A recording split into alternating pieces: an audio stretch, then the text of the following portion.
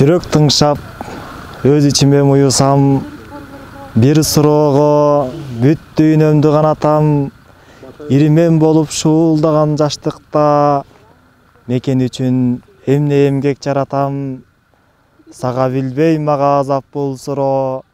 жообун таппай, жолун таппай жашаган, мекен сени бийик коем жанымдан,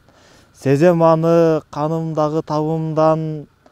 бала чактан карызымды түшүнгөм, жегенимде тасмалдагы наныңдан,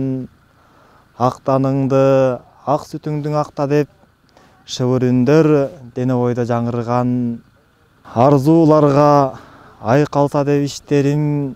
аруу сезим жанып келет иштемиң, дилди бузчу